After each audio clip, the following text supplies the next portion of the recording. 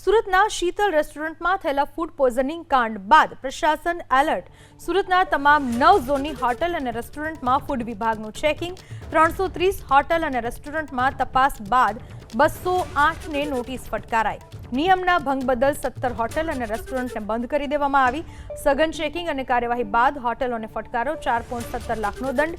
ગુણવત્તા, સ્વચ્છતા અને પ્રમાણપત્રના નિયમોનું પાલન કરવા માટે સૂચના। આરોગ્ય વિભાગની ટીમ અને ફૂડ વિભાગની ટીમે એક સઘન ઝુંબેશ હાથ ધરેલી। જે ઝુંબેશમાં કુલ 330 જેટલી રેસ્ટોરન્ટોનું ચેકિંગ કરવામાં આવેલ છે।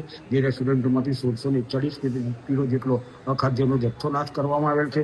તેમજ 208 જેટલી સંસ્થાઓને નોટિસ આપવામાં આવે છે અને 17 જેટલી સંસ્થાઓ કે જે હાઇજેનિક કન્ડિશન અને સિઝનિંગ કોડનું પાલન કરતા ન હોતા તેઓને નોટિસ આપી બંધ કરાવવામાં આવે છે। તેઓએ ઇમ્પ્રુવમેન્ટ કરવાનું રહેશે અને ઇમ્પ્રુવમેન્ટ કર્યા બાદ પૂર્વ મંજૂરી ચાલુ કરવાનું રહેશે। આગામી દિવસોમાં દિવાળી, જન્માષ્ટમી, રક્ષાબંધન વગેરે તહેવાર આવનારા હોય માનનીય આરોગ્ય મંત્રીશ્રી અને માનનીય આરોગ્ય અધિકારી સીધી સૂચના હેઠળ જાહેર જનતા દ્વારા દૂધની બનાવટો, ઘી, મીઠાઈઓ વગેરેનો મોટા પ્રમાણમાં ઉપયોગ કરવામાં આવે છે। તેથી આ બધી વસ્તુઓ પર સઘન તપાસ કરી અને ત્યાં નમૂના લઈ અને તે બધી કાર્યવાહી આગામી દિવસોમાં કરવામાં આવશે। તાકી જે ઘટના બની સુરતમાં ત્યારબાદ 9 ઝોનની હોટલ અને રેસ્ટોરન્ટમાં ફૂડ વિભાગે કાર્યવાહી કરી છે।